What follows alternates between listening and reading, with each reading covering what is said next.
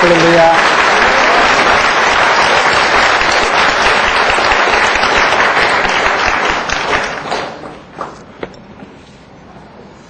반갑게 이렇게 말씀으로 교제하게 되어서 감사를 드립니다. 오늘 아브라함이 버린 것과 얻은 것, 그런 제목으로 말씀을 전하려고 합니다.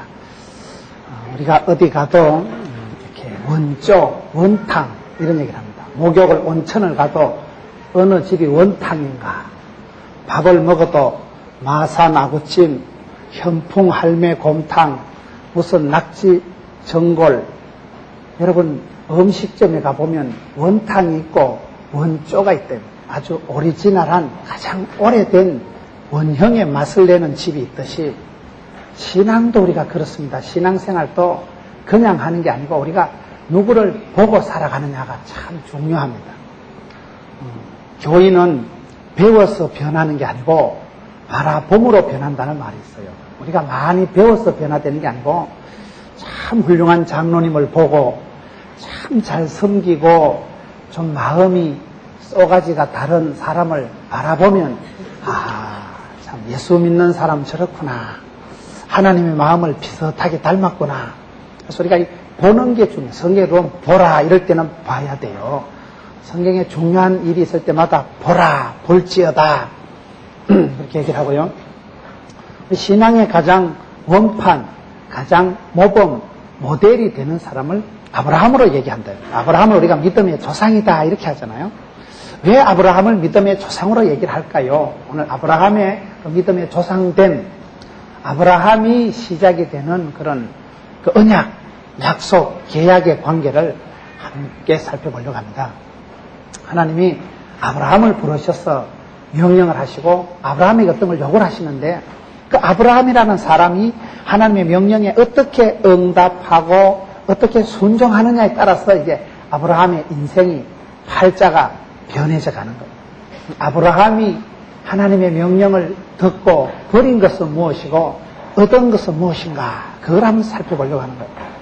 우리가 예수를 믿으면 신앙생활을 하면 반드시 변화가 오는데 어떤 변화가 옵니까? 흔히 우리가 얘기할 때 BCAD 이런 얘기를 합니다. BCAD가 뭡니까? Before Christ, 예수 그리스도를 내가 개인적으로 만나기 전에, 그리스도 이전의 내 모습과 AD라는 말은 안노 도민이라는 말인데 라틴어예요. 주님 이후라는 뜻이에요. 예수님을 만나기 이전에 Before Christ, 안노 도민이, 주님을 만난 이후에 내 모습이 어떻게 달라졌냐 이 말이에요. 여러분, 시몬이 베드로가 되고 사울이 바울이 되고 야곱이 이스라엘이 되고 믿음의 사람들은 이렇게 어떤 한 그 주님을 인격적으로 만난 사건을 통해서 변화가 오는 거예요. 달라지는 거예요. 저와 여러분도 개인적으로 이 BCAD가 분명해야 돼요. 예수를 믿고 난 뒤에 하나님을 만나고 난 뒤에도 전혀 달라지는 것이 없으면 이건 뭐 신앙에 문제가 있는 거죠. 우리가 어떻게 달라지냐 이 말이에요. 오늘은 주제를 아브라함이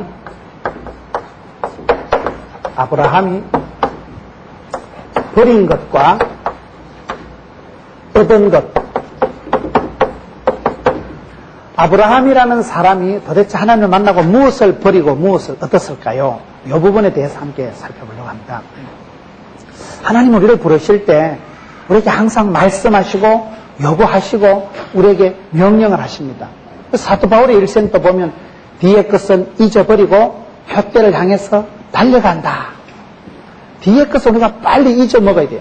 뒤의 것은 잊어먹고 부름의 상을 위해서 쫓아가고 달려가는 것이 이게 신앙인의 삶이듯이 우리가 어떻게 변화되는 삶을 살아가느냐.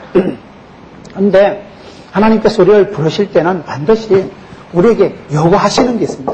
버릴 것이 있고 잡을 것이 있습니다. 버릴 것을 잘 버리고 잡을 것을 잘 잡는 사람이 지혜로운 사람이고 이걸 제때 타이밍을 잃어버리지 않는 사람을 우리가 순종을 잘하는 사람이다. 이렇게 얘기한다면 아브라함의 일생 가운데서 제가 봤을 때는 세 가지 중요한 명령이 있습니다. 우리가 잘 아는 대로 아브라함이 첫 번째 소명을 부르심을 받는 데는 창세기 12장입니다.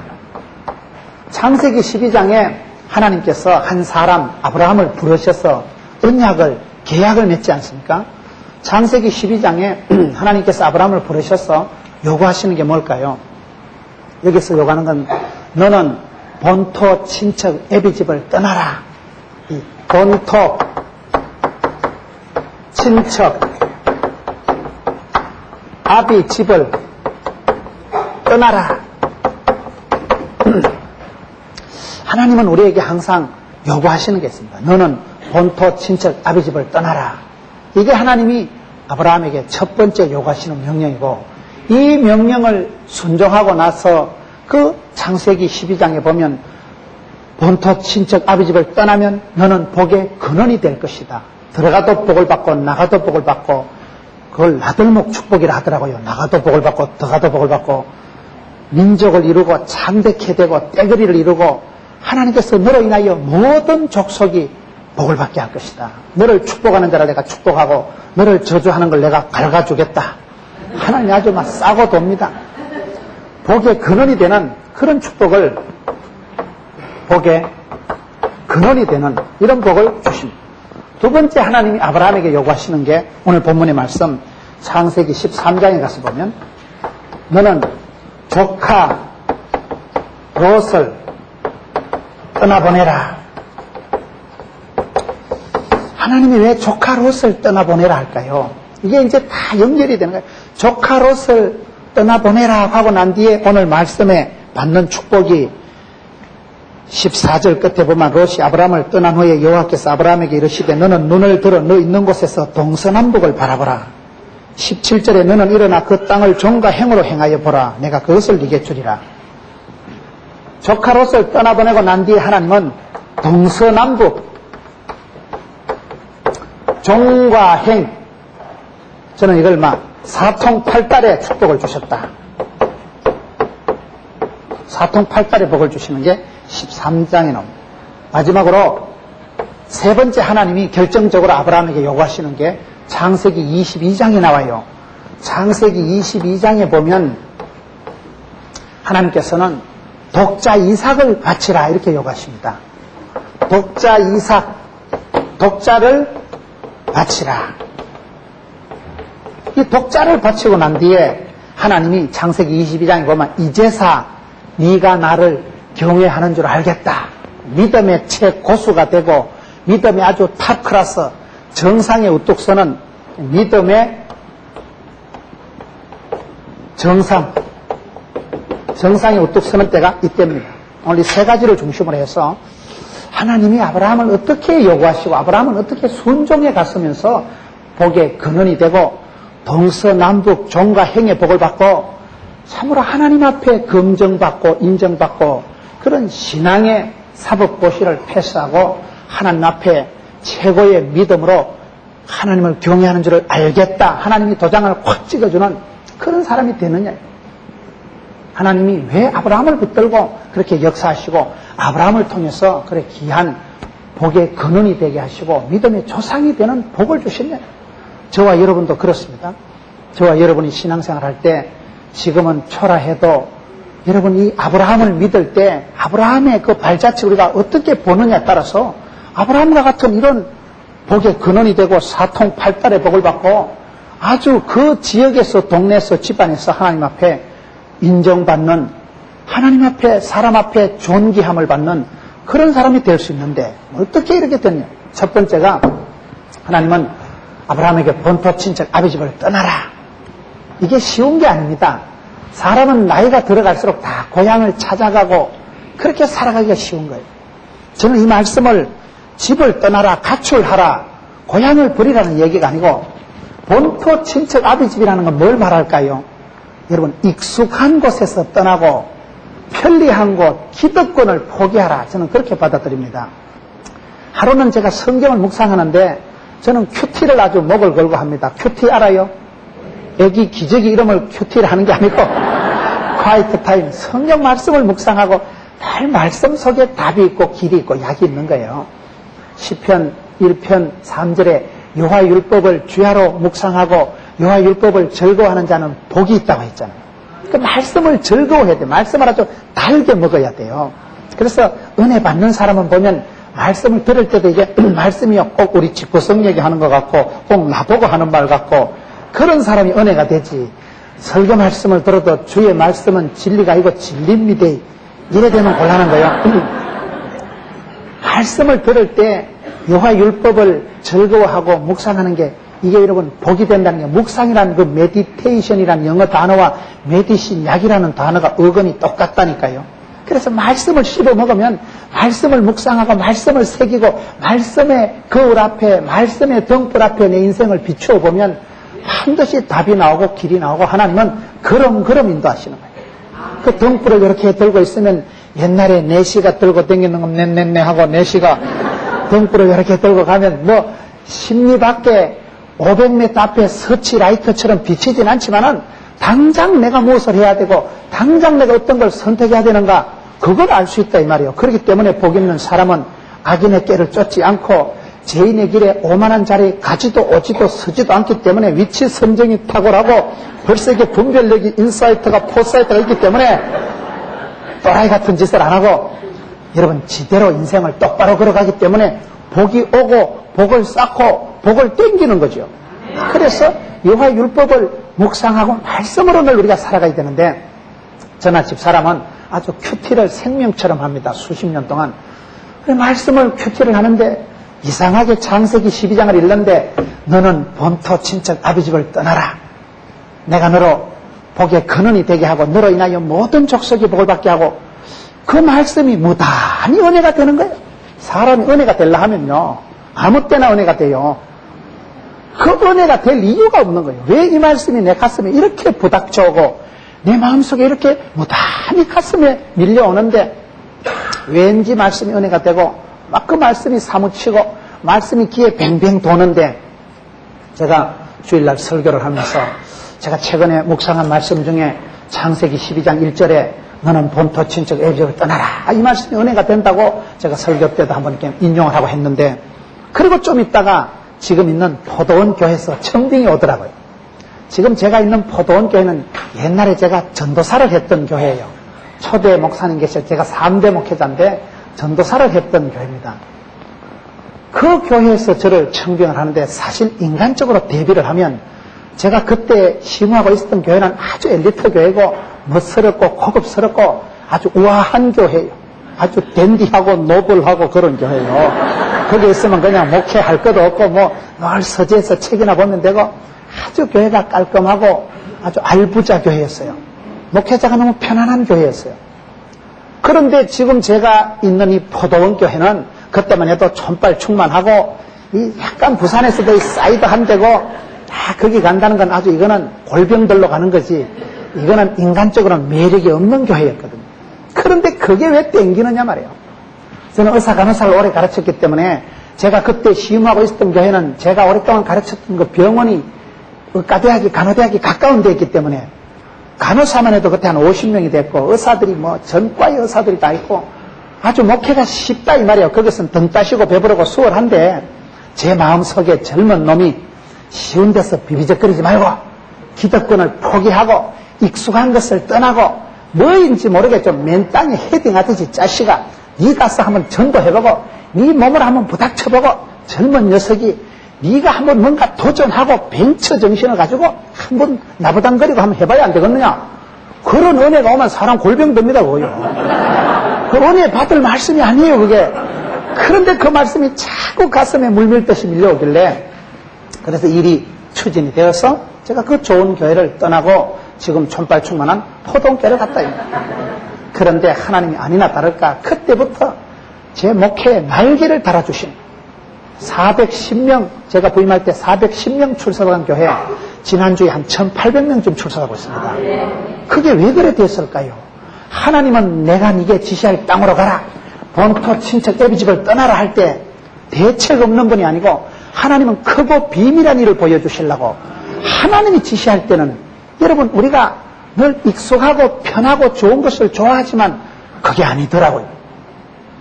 건너가는 자마다 복을 받고 여러분 아브라함이 유프라테스 강을 건너가고 모세가 홍해를 건너가고 요수아가 요단강을 건너가고 야곱이 야부강을 건너갈 때 복을 받았듯이 여러분, 우리가 살아갈 때 제일 안 좋은 것이 뭔지 아세요? 가만히 있는 것입니다. 변화도 없고 성장도 없고 성숙도 없고 가만히 있는 게 제일 고약한 거예요. 제 친구 중에 아주 목회를 잘하는 분이 있어요.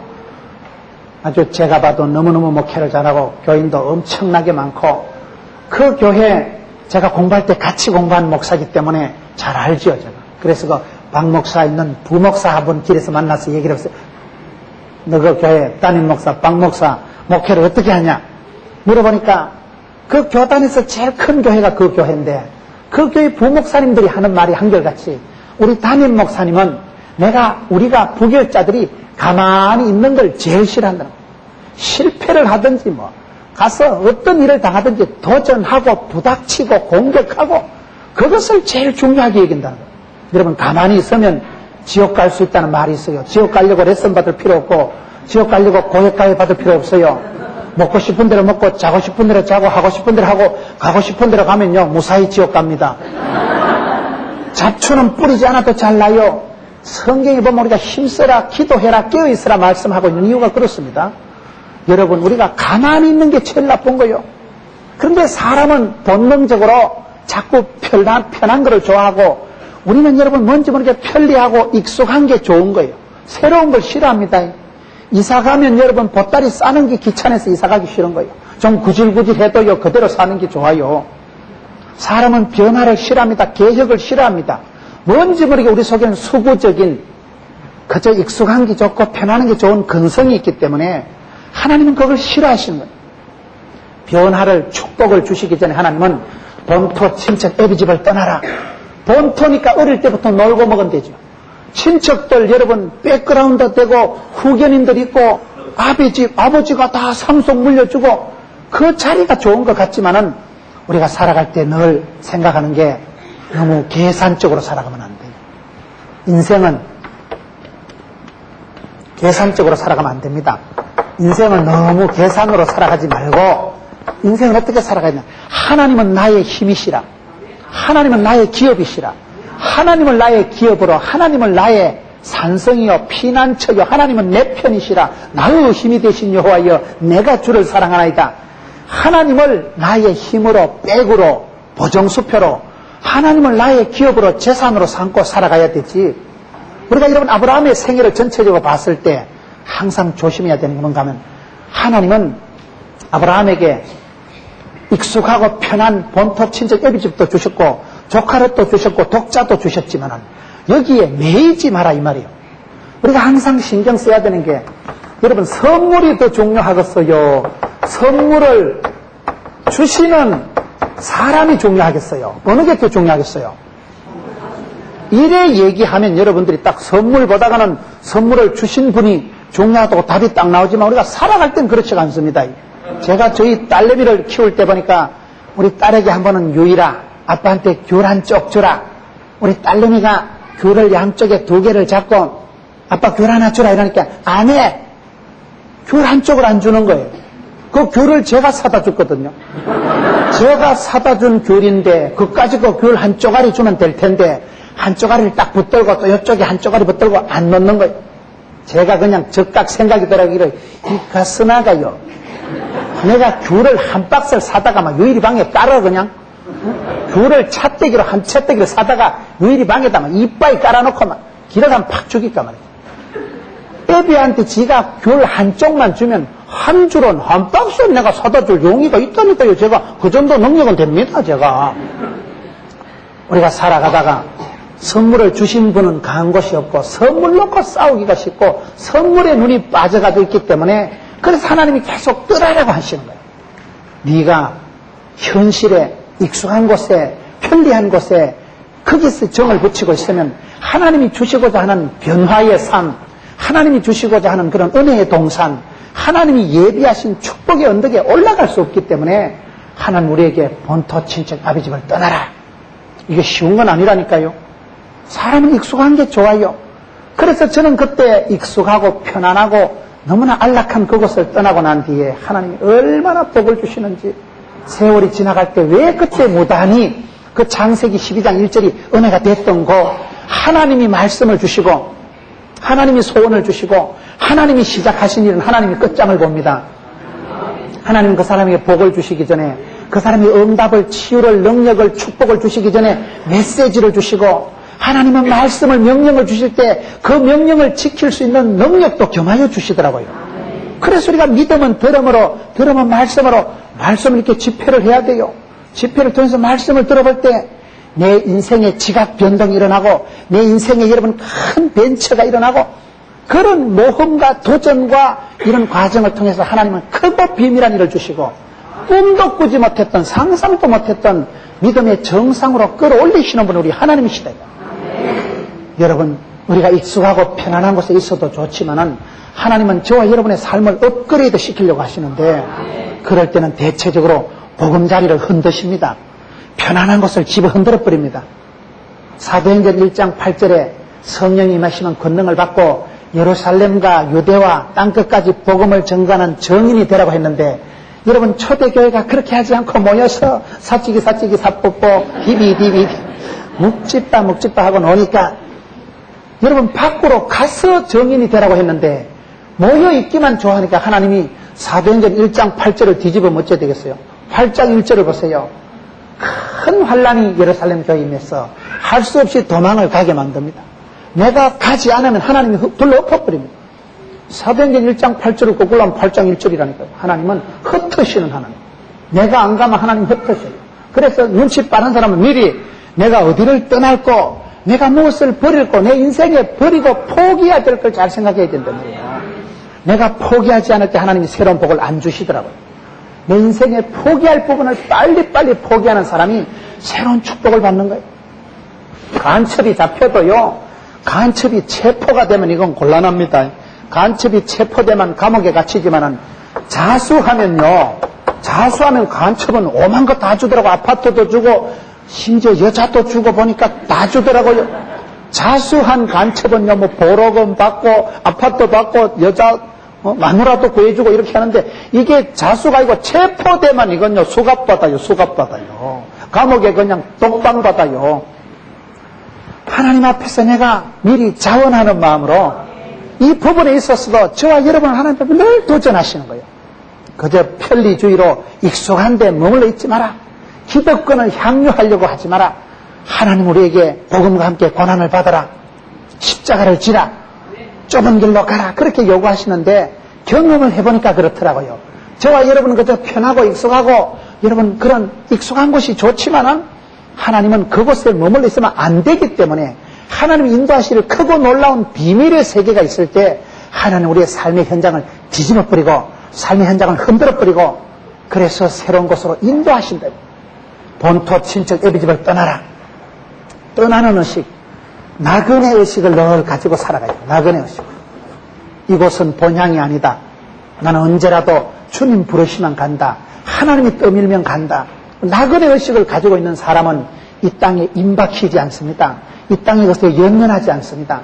나그네 의식을 잃어버리고 나면 사람이 치사해지고 사람이 집착하게 되고, 그게 정신병이 되는 거예요. 과거를 잊어버리지 못하고 과거에 사는 사람을 정신병자라고 하는 거예요.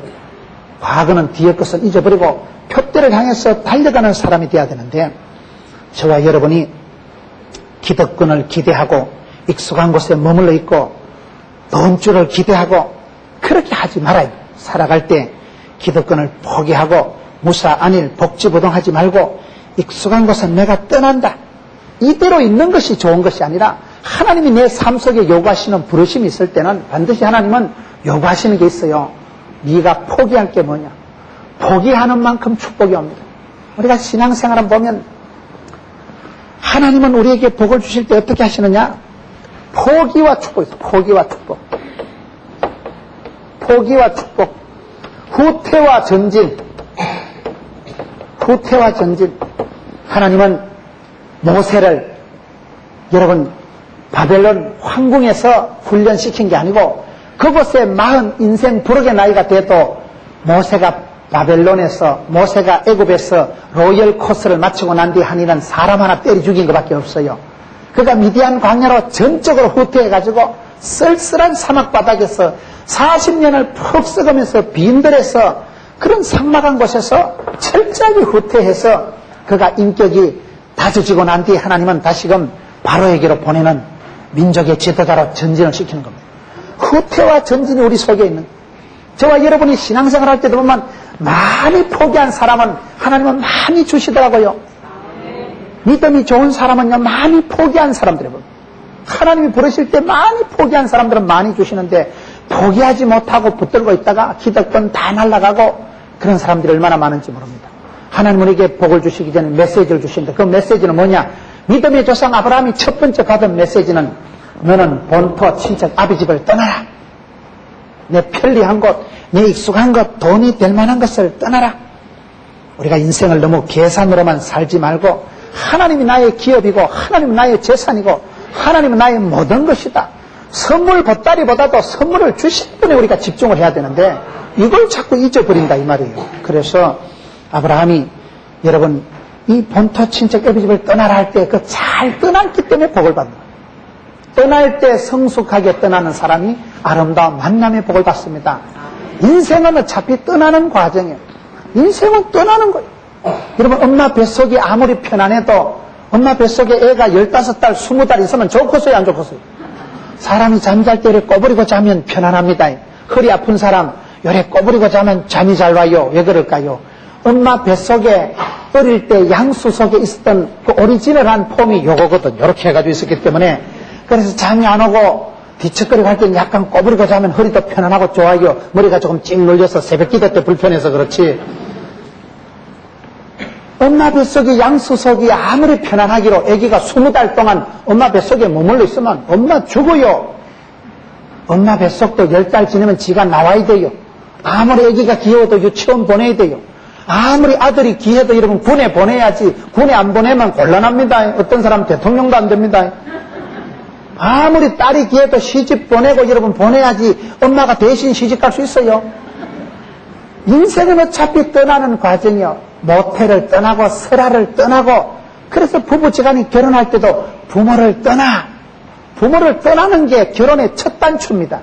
그래서 부모를 떠나라는 것은 불효하라는 얘기가 아닙니다. 이제는 네가 독립하고 홀로서기 하고, 이제는 경제적으로도 독립하고 신앙적으로도 독립하고 의식적으로도 이제 독립하고 홀로서기해서 네가 애비가 되고 네가 애미가 되고 네가 어른이 되라.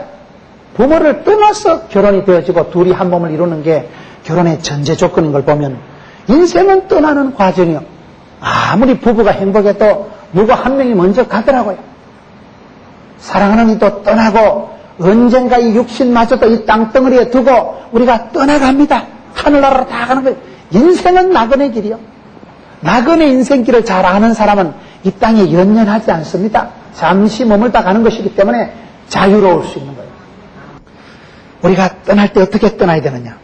본토 친척 애비집을 떠나라 이러면, 여러분이 고향을 떠난다는 게 쉬운 게 아니라, 노래방에 가서 노래를 보면요, 제가 가서 본 건 아닌데 가나다 순으로 되어 있는 건 노래를 보면 7, 8곡 중에 한 곡은 고향에 관련된 노래를 하더라고요. 그만큼 고향은 그립고 돌아가고 싶은 곳이 고향이고, 사람은 다 고향을 사모하게 되어 있지만은, 하나님은 왜 본토 친척 애비집을 떠나라고 아브라함에게 얘기를 하시고 아브라함을 믿음의 조상으로 부르셔서 언약을 맺을 때 그렇게 얘기하냐면, 신앙생활은 옛사람은 벗어버리고 새사람을 입는 거예요. 신앙생활은 과거를 버리고 새사람을 입는 거예요. 내 현실을 떠나서 하나님이 복 주시는 미래의 땅으로 두 발을 성큼 내딛는 게 신앙입니다. 아직가락이 졌더라도 요단 강물에 청거등 발을 담글 때 강물이 막아서고, 여러분 적갑꿀이 흐르는 신천신지 새로운 축복의 약속의 땅, 가나안 땅의 주인공이 되고 마는 것입니다. 떠나는 때 잘 떠나야 돼요.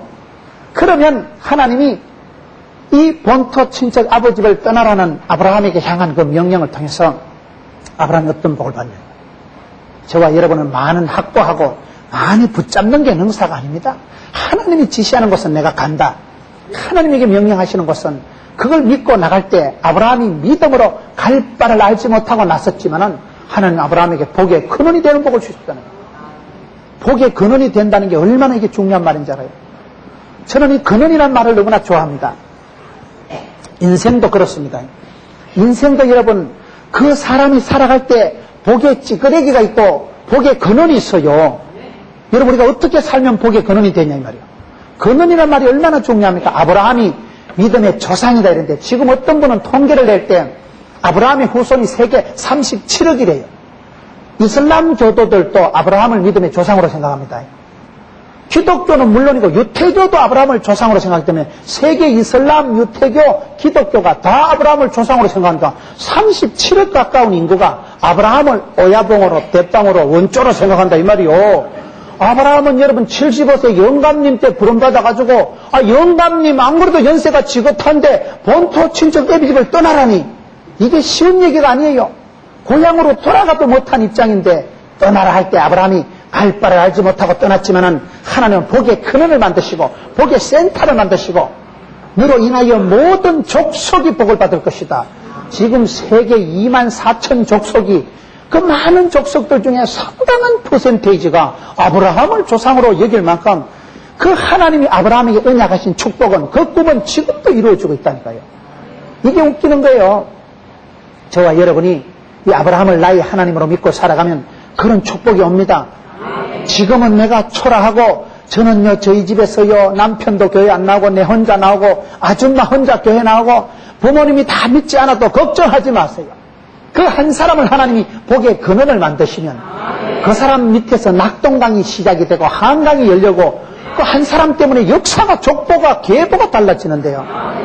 제가 부산에서 한번 결혼식을 참석했는데 결혼식을 참석해보면 이 집안이 어떤 집안인가 우인들 모인 거 보면 대변할 수 있는데 이 집안이 어떤 집안인가 하면 여러분 그 한명동이라는 분이 형님이 한상동인데 이 한상동이라는 분이 옛날에 주기철 목사님 한상동 목사님과 같이 일제시대 때 신사참배 반대하다 감옥 갇힌 그분이다 이 말이에요. 이 한상동이라는 어린이가 부산의 김해 출신입니다. 노무현 대통령 나온 그 김해 출신인데 그때만 해도 김해가 그 촌발 충만했어요. 차를 타고 지나가면 김해는 어떻게 하는가 하면 김해 고속도로 들어갈 때 김해 지방에 가면 똥냄새가 많이 나. 똥냄새가. 왜냐하면 거기는 김치, 시금치, 파밭이 많은데 그게 여러분 인분을 뿌려가지고 농사를 많이 지었기 때문에 김해 그쪽에 공항 쪽으로 가면 얼마나 똥냄새가 진동을 하는지 몰라요. 거기에 가난한 동네에서 자기 집에서 못 살고 백부집에 양자로 팔려간 거예요. 백부집에 여자들만 있으니까 제사 지낼 사람이 없으니까 제주하라고 백부집에 양자로 팔려갔는데 아이 상동이가 중학교 때 전도를 받고 교회를 살랑살랑 다니는 거야. 백부가 이 자식이 제사 지내라고 데려다 놓으니까 교회를 왜 가냐? 사흘 동안 방문고리를 걸어 잠가놓고 교회를 가지 마라 이러니까 상동이가 운목에 무릎을 꿇고 앉아서 나는 그러면 금식기도 할래요. 교회 가지 말라고 방문고리를 걸어 잠가놓으니까 금식을 하고 있으니까 백부가 졌다. 니같이 독한 놈 처음 봤다. 나가라. 호적에서 이름을 지우고 쫓아낸 거예요. 그래 쫓겨난 상동이가 옛날에 호적에서 이름이 파였으면 끝장난 거예요. 그래 쫓겨나가지고 이 상동이란 어린이가 동생이 명도이고 형님은 상도이고 형제는 용감했다고 그래 일제시대 때 신사참배 우리는 못한다. 우리는 하나님만 하나님 영광을 위해서 살아가지 우리는 아무데나 고개 숙이고 절 못한다. 그래가지고 신사참배 반대하다 감옥 갇혔잖아요. 감옥에 갇혀서 1945년 8월 17일 날 교수형 집행하게 됐어요. 8월 17일 날 교수형 집행을 해야 되는데 이틀 전에 15일 날 해방이 돼가지고 할 수 없이 감옥에서 나왔다 아닙니까? 그래 나와가지고 이분이 세운 학교가 부산에 고신대학교, 고려신학교, 고신고려교단을 세운 거예요. 이분이 여러분 중심이 돼서 전영창, 장기려 박사님 이런 분들이 세운 병원이 보건병원입니다. 1400배 더 큰 병원이에요. 직원이 1300명입니다. 그 한명동이란 동생이 제1영덕에 100년이 넘은 교회가 있어요. 부산에서 제일 오래된 110년이 된 교회에 담임 목사를 할 때 구역을 분리를 했어요. 2구역은 2영도하고 3구역은 3영도하고 영도 구민이 18만 명인데 거기에 교회가 제1영도 교회, 제2영도 교회, 3영도, 4영도, 1도 12까지 있어요. 그 많은 교회들을 분리를 해서 우리가 영도를 복음화하자. 그리고 그분이 사택에서 학생들 며칠 모아놓고 기도회를 한 것이 SFC라고 유명한 선교단체가 창설되는 겁니다. 지금 그 선교단체 풀타임 직원들이 전국에 100명이 됩니다. 직원이 100명이라는 건 조직이 크다 이 말이에요. 그분 가족이 여러분 결혼식을 하는데 그 딸이 한은이라고 조카 딸인가 손녀인가 그 집안에 딸이 결혼하니까 할아버지 목사님이 축도를 하는데 하나님 우리 딸아가 시집을 가는데 복의 근원이 되게 하시고 복 있는 딸이 되어서 시냇가의 신비한 나무와 같이 사시사철 푸르고 청청하고 열매 맺게 하시고 요셉의 가지와 같이 샘곁의 가지 무성한 가지 담을 넘게 하여 주셔서 오대양 육대주로 뻗어가게 하시고 백향목같이 자라서 그늘을 들이워서 인민들이 와서 쉬게 하시고 믿음의 산을 봉우리를 출령을 이루어서 오대양 육대주로 뻗어가게 하시고 축도가 끝이 나겠어요. 거기에 그늘이 되라는 말씀을 주서 섬기는데 원로 목사님이니까 축도를 딱 15분 하시더라니까요. 주례도 7분 정도 하고 저도 기도도 간단하게나마 명료하게 했는데 아이고 할아버지 목사님이 집행이 짓고 올라가시더만은 여러분 그런데 그 축도를 마치고 가족 사진을 찍는데 깜짝 놀랐어요. 그분이 자녀분이 많아요. 그분은 평소에 전도 못하거든 아나 많이 나라 이러는 분이에요. 금방 유치부 되고 금방 중도부 됩니다. 그분 자제분이 제가 알기로는 7명이 있는데 전부 박사고 의사고 교수입니다. 가족 사진을 찍는데요. 교수, 박사, 의사, 원장 한발떼기 천지백가리 알아요. 하늘과 땅 천지 사이에 빽빽하다 이 말이에요. 천지백가리라니까요. 육군 참모 총장이 와 있고 그 집안에 여러분 예수 믿는다고 쫓겨난 주제에 중학교 때 예수 믿은 그런 총각이 쫓겨나고 호직에서 이름이 파인 주제에 하나님 앞에 기도하고 신사참배 반대하고 그렇게 의롭게 하나님 앞에 목숨 걸고 신앙생활 하니까 여러분 8월 17일 날 사형당할 교수형 당할 주제에 이틀 전에 나오더니만 그분 설화에서 종합대학이 생기고 그분 설화에서 종합병원이 생기고 그분 설화에 영도에만 교회가 10대 개가 들었었는데 그 교회가 서너 개는 1000명이 되고 그분 밑에서 여러분 세계적인 선교단체가 창설이 되고 그분 설화의 자식들이 당대의 복을 받아가지고 그 할아버지 목사님이 어린 손녀 조카애한테 결혼을 할 때 축복을 하는데 제가 몇 년 지나고 여러분 거제도 고현에 가니까 거제도 고현이 큰 신도시예요. 그 1000명이 넘는 교회가 고현교회인데 거기서 여러분 원장님 사모님이요 하느니가 하나님께서는 여러분 아무리 서글픈 한 총각이 와 있을지라도 아브라함이 하나님을 믿고 하나님이 요구하시는 것을 청종하고 나갈 때 복의 센터를 만들어 주시고 그 사람을 인하여 모든 족속이 복을 받고 너를 축복하는 자를 내가 복을 주고 너를 저주하는 새끼들을 내가 갈가줄게 내가 막 없애줄게 내가 막 하나님이 싸고 돌고 하나님이 지키시고 너로 인하여 족속이 복을 받는다. 너 때문에 모든 것이 판가름이 난다는데 하나님이 그렇게 복의 근원으로 삼으니까 얼마나 대단한 것입니까? 우리는 기득권을 포기하지 못하고 익숙한 것을 떠나지 못하고 내 손에 있는 것을 또아리를 털고 놓지를 못하지만 하나님 우리를 부르실 때 버리라 포기해라 떠나라 과거의 옛사람을 벗어버리고 비포 크라이스트 예수를 만나기 이전 것은 자랑도 하지 마라. 주님 만난 이후에 삶의 증거가 있어야 됩니다. 그것을 예고하는 거예요. 본토 친척 애비집을 떠나라고 한 뒤에 하나님은 아브라함을 복의 근원을 만드시고 참되게 되고 지금도 세계적으로 여러분 아브라함을 모르면 간첩입니다. 미국에 가서 에이브라함이라면 다 돌아봐요. 한국에 여러분 김씨가 5명 중에 1명이 한국에 김씨랍니다. 그렇게 한국에 김씨가 많아요. 그만큼 지금은 에이브라함이 많습니다. 여러분 에이브라함 링컨 알아요? 사람이 한 사람 아브라함 때문에 지금은 100세에 겨우 하나 낳았지만은 하나님 그 아이를 통해서도 엄청난 복을 주시고 며느리의 복을 주셔서 며느리 리브가를 잘 만나가지고 그 집안이 그 축복이 이어져 가는 것을 보게 되는데 오늘 저와 여러분의 삶 속에서도 하나님이 내게 요구하실 때 주여 하나님 내게 원하시면 익숙한 거 편한 거 기득권을 손을 놓으세요. 그거 붙잡고 있는다고 되는 게 아니에요. 복의 근원이 되신 만복의 근원이 되신 하나님을 붙잡아요. 선물 보따리 때문에 찢고 싸우고 하지 말고 선물을 주신 자도 여호와시요 취하신 자도 여호와시요 다시 주실 그분을 사모하고 그분을 붙잡는 게 하나님이 아브라함에게 요구하신 첫 번째 명령 본토 친척 아비 집을 떠나라. 이럴 때 하나님은 이런 엄청난 축복을 주신 것입니다.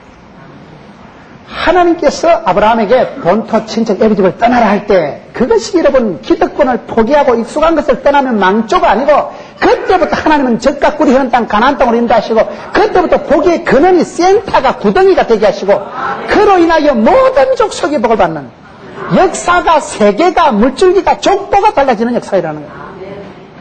저는 그렇게 불신 가정에서 저 혼자 시작했지만 저희 집안이 지도가 달라져 버린 거예요. 족보가 달라지는 거예요. 영육간에 하나님은 하나님이 명령하시는 말씀을 순종할 때 그 사람은 복의 근원으로 쓰십니다. 샘의 근원으로 쓰십니다. 샘물이라는 건 쫓겨내도 물이 퐁퐁 쏟아져 나오면 여러분 강원도 태백의 산수령에서 황지 연못에서 금룡소에서 졸졸졸 흘러나오는 물이 또랑을 이루고 넥을 이루고 천을 이루고 해서 낙동강을 이루고 남해로 여러분 한탄강을 해가서 여러분 동해 남해 서해로 흘러가는 게 여기서부터 시작된다고. 복의 근원이 된다는 건 복의 원조가 되고 복의 시작이 되고 복의 발원지가 되고 여러분 속에서부터 샘솟듯 은혜가 흘러나오고 믿음의 사람은 그런 복을 받는 거예요. 믿음의 원조가 되고 믿음의 시발점이 되고 믿음의 스타트가 되고 얼마나 귀한 축복이요. 내 혼자 예수 믿는다고 까딱놉니다. 걱정하지 말아요. 부모님 신앙생활하고 모태신앙으로 자라도 감사하고 혼자 있어도 감사하세요. 나는 아무래도 복의 찌끄레기가 아니고 복의 원조가 되려는가 보다. 샘의 근원이 되려는가 보다. 여러분 때문에 강이 달라지고 여러분 때문에 지도가 역사가 달라지는 역사가 있는 거예요. 하나님이 아브라함에게 이런 축복을 주십니다.